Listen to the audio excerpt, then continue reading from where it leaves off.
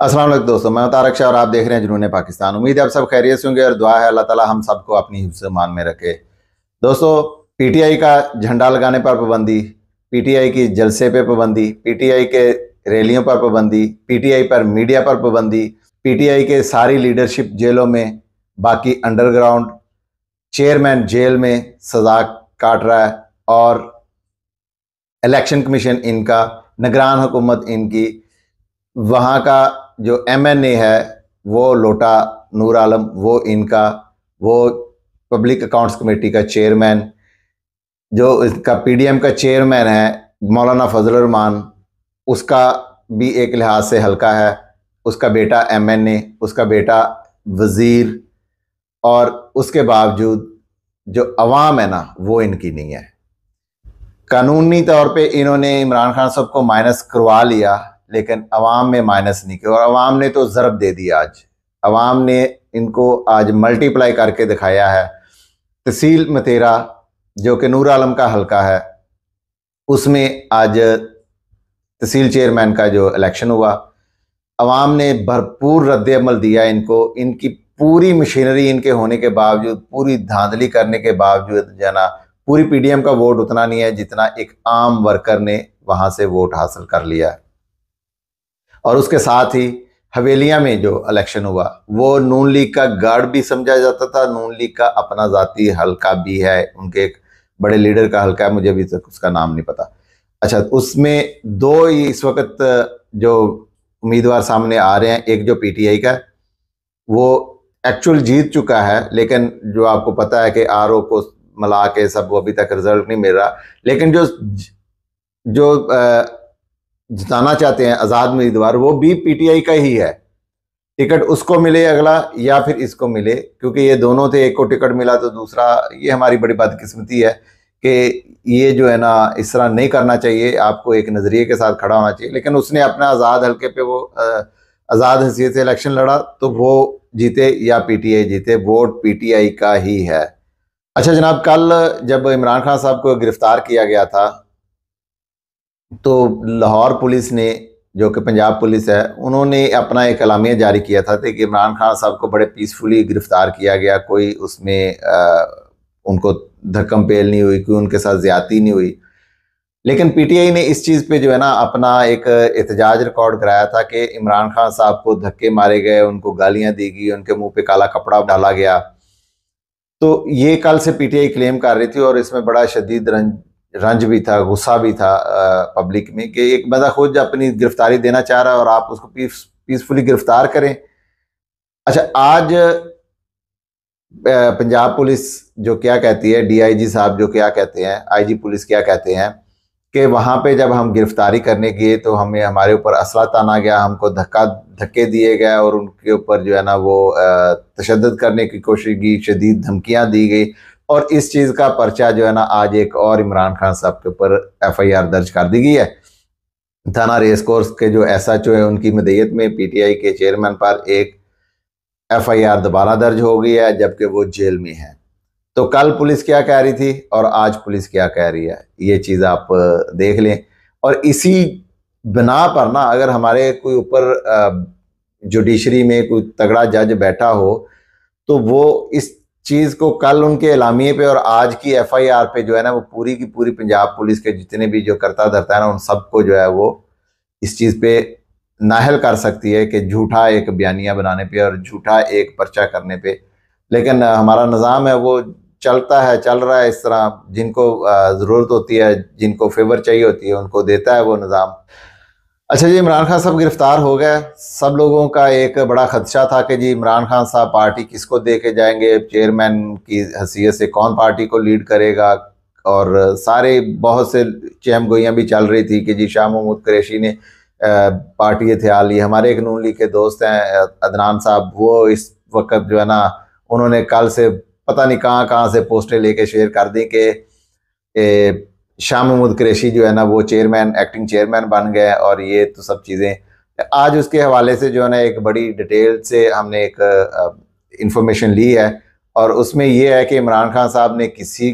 को party chairman नहीं बनाया, किसी को पार्टी गिफ्ट नहीं कर दी, कोई भी बंदा पार्टी का जो है ना वो करता धरता नहीं बना, कोई ये वन मैन शो नहीं बना, जबकि इमरान खान साहब ने एक पूरा बहुत बड़ा ग्रुप जो है ना उसके हवाले ये सारे मामलात किए हैं, जिसमें ज़ाहिर है कि शाह मोहम्मद कुरैशी साहब वाइस चेयरमैन है, तो वो एक वाइस चेयरमैन की हैसियत से उनको लीड ज़रूर करेंगे, लेकिन उसमें जितने भी हैं हमारे जनरल सेक्रेटरी उमर अयूब साहब हैं, उसके बाद इस्लामाबाद के हमारे MNA है अली नवाज अवान, फिर अली अमीन गंडापुर, फिर उसके बाद हमाद अजहर, मुराद सईद हो गए, और बाकी जितनी लीडरशिप है, जब चौधरी परवेज़ इलाही वापस आते हैं जेल से तो वो भी इसमें शामिल होंगे। उसके बाद शहरियार अफरीदी साहब आते हैं जेल से, तो वो सब ये प्लस जो इमरान खान साहब के जो वकला हैं इस वक्त, इंतज़ार पजोता साहब और जितने दूसरे उनके वकला हैं, वो सारे इसमें शामिल हैं, और ये सब जो है ना मिलकर एक लाए अमल बनाए करेंगे, और शाह महमूद कुरैशी साहब की ऑफकोर्स लीडरशिप में, तो ये पूरा एक ग्रुप जो है ना वो पार्टी को मैनेज करेगा। तो जो लोग कह रहे थे कि जी परवेज़ इलाही साहब पार्टी हथियार लेंगे या शाह महमूद कुरैशी पर पार्टी हथियार लेंगे, तो ये सारे जो है ना ये सब मिल के इसमें काम करेंगे। अच्छा, और एक खटक साहब का जो है ना कल एक इंटरव्यू देख रहे थे, खटक साहब ने ना अभी उनकी एक फ्रस्ट्रेशन है, ये जो क्या है यह गलत बयानी है, पहले उनकी जो इज्जत थोड़ी बहुत थी वो खुद अपनी ख़त्म करना चाह रहे हैं। तो उन्होंने कहा कि जी मैं जो है ना बहुत एक बड़ा भरपूर तरीके से जो उन्होंने अपना 5 साल का एक CM-शिप का गुजारा है, वो कह रहे हैं कि मैं एक बड़ा पावरफुल वज़ीर आज़म था, ये जो काम सारे तरक्याती काम करवाए हैं ये तो मैं इमरान खान साहब पे लड़ पड़ता था और मीटिंग में मैं उठ के खड़ा हो जाता था करने की जी मैंने करना है। अच्छा, और दूसरे ही अगले लम्हे में वो क्या कह रहे हैं, अब एक बंदे की आप सोच देख लें, वो कह रहे हैं अपने उसी इंटरव्यू में कि जी मैंने तो जो है ना ये इमरान खान साहब को मना नहीं करता था, ये साइफर का मामला और जो बाकी जितने मामला थे जो एक आर्मी के जो सो कॉल्ड आर्मी के खिलाफ जो बयानियां बनाए, तो इसमें हम तो जो इमरान खान साहब से डरते थे, हम तो बात नहीं कर सकते थे, हमें तो झाड़ के बैठा दिया जाता था। अब एक ये देखिए कि 1 मिनट पहले तितर, फिर दूसरे बटेर, फिर गिरगट की तरह रंग बदल के वो किस तरह कह रहे हैं कि जी हमारी तो कोई औकात ही नहीं थी। तो जनाब आपकी औकात अब भी नहीं है। KP में आपके जो आज इलेक्शन हुए उसमें आपका भी असर रसूख जाता है, आप उनकी बी टीम है, तो ये सब चीज़ें जो है ना ये आपको अभी आगे जाके मज़ीद इसमें पता चलेगा। अच्छा, तो PTI ने आज एक अपना एलामिया भी जारी किया है, जो उनका एक वर्चुअल इजलास हुआ है शाह महमूद कुरैशी साहब ने, तो उसमें उन्होंने ये क्लेम किया है कि इमरान खान साहब को जेल में किसी किस्म की कोई सहूलत नहीं दी जा रही, जबकि जो सरकारी मीडिया था उन्होंने सरकारी जो आज एलामिया जारी हुआ था तो उसमें उन्होंने कहा कि जी इमरान खान साहब जो है ना जेल में बड़े मुतमिन है और उनको सारी सहूलियत दी जा रही है, उनको खाने का भी पूरा सही दिया जा रहा है जेल के रूल्स के मुताबिक, और इमरान खान साहब जो है ना वो बिल्कुल पुरअमन है। तो जबकि PTI जो है ना यहाँ पे डिफरेंट क्लेम कर रही है, वो कह रही है कि जी इमरान खान साहब को जो है ना हेल्थ इशू भी है, उनको डॉक्टर से भी नहीं मिलने दिया गया, ना ही वकला से मिलने दिया गया, और जहाँ पे अटक में उस जेल में एक सिर्फ डिस्पेंसर है, जबकि इमरान खान ने 70 साल से ज़्यादा की उनकी उम्र है, वो बीमार तो नहीं है और ना ही कोई उनके प्लेटलेट्स कम होंगे और ना ही कोई बीमारी के बहाने से बाहर निकलेंगे, ये चीज़ तो हर बंदा गारंटी इसकी दे सकता है। तो उन्होंने ये कहा कि जी सुप्रीम कोर्ट के कल उनका केस है और अभी तक जो है ना वकला को उनके साइन लेने के जो है ना वो भी इजाज़त नहीं दी गई, मुलाकात नहीं करनी दी जा रही, तो इस पे जो कल सुबह एक नई पिटीशन दायर करेंगे सुप्रीम कोर्ट में या इस्लामाबाद हाई कोर्ट में। तो मेरा तो ख्याल है कि सुप्रीम कोर्ट में ही करनी चाहिए, क्योंकि इस्लामाबाद हाई कोर्ट तो पूरा एक टाउट है, आपको पता है कि उनसे जैसे कि मैं उनके बारे में कहता हूँ कि उनसे इंसाफ की तवक्को शैतान से नेकी की तवक्को हो सकती है, जो हमारे आमर फारूक साहब हैं। तो खैर ये उन्होंने कहा है कि इमरान खान साहब के खाने में भी जो है चीज़ें वो भी उनको बड़े तहफ़्फ़ुज़ात हैं इसमें, तो अल्लाह ताला आसानी पैदा करे उनके लिए, और उम्मीद है कि हमारा कानून जो है ना इंसाफ देगा और शायद 2-4 दिन में जो है ना मामला सही हो जाएंगे। अल्लाह ताला उनको अपने इंसाफ में से जो है ना नवाजे और उनके मसले मसाइल जो भी हल हो। अच्छा जी, सदर आरफ अलवी साहब पे जो है ना इस वक्त बहुत बड़ी जिम्मेदारी पड़ गई, उनके कंधों पे एक इंतहा से ज़्यादा बोझ पड़ गया। एक जो ऑफिशियल सीक्रेट एक्ट का बिल है ना वो कौमी असम्बली के बाद सेनेट से भी मंजूर हो गया और अब चला गया वो आरफ अलवी साहब की टेबल पर, और इसके साथ दूसरे इन्होंने जो पिछले हफ्ते में जो है हर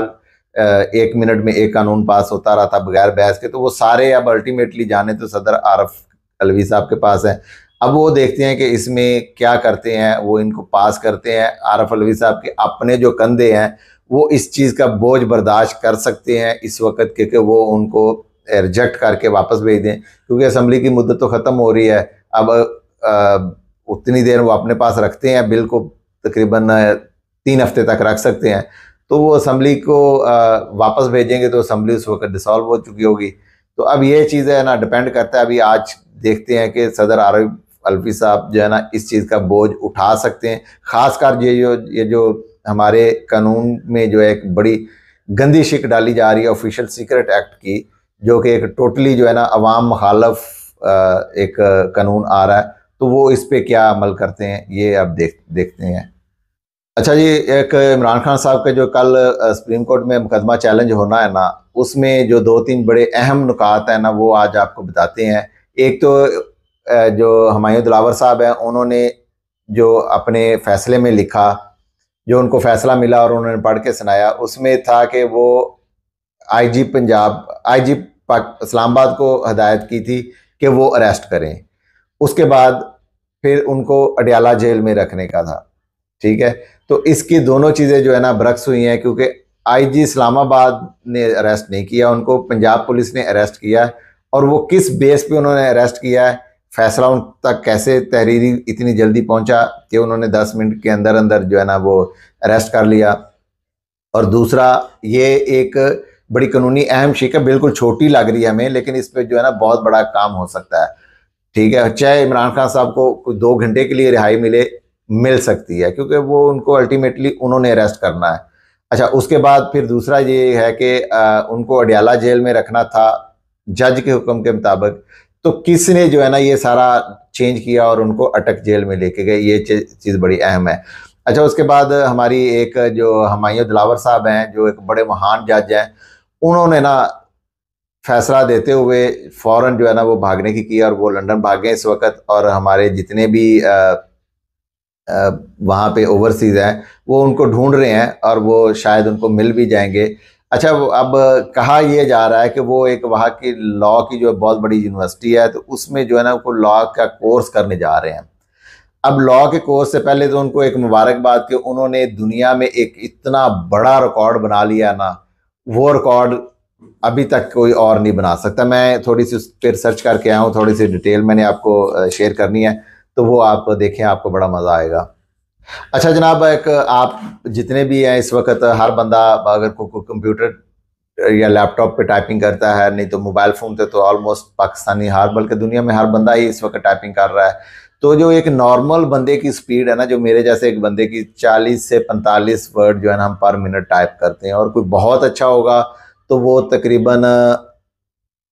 55 से 60, ये मैक्सिमम एक नॉर्मल आदमी की जो है स्पीड होती है। अच्छा, इसमें जो बहुत लोग तेज़ भी हमने काम करते देखे हैं ऑफिस में, तो वो क्या है कि 120 तक जो है ना वो मेरी नॉलेज में है कि लोग जो काम करते हैं। तो एक मैंने आज अपना ही नॉलेज रिकॉल किया है, उसमें यह है कि अमेरिका की एक बारबरा ब्लैकबर्न है, उनका नाम है, उन्होंने एक रिकॉर्ड बनाया हुआ है, अभी तक उनके नाम ही है। वो पर मिनट 200 से ज़्यादा जो है ना वो वर्ड टाइप करती है पर मिनट। अच्छा, यहाँ पे जो हमारे दिलावर साहब है और उनका जो भी टाइपिंग असिस्टेंट होगा जो फैसला रखाता है, उन्होंने ऑल टाइम दुनिया की हिस्ट्री, टाइपिंग की हिस्ट्री में जो रिकॉर्ड बनाया ना,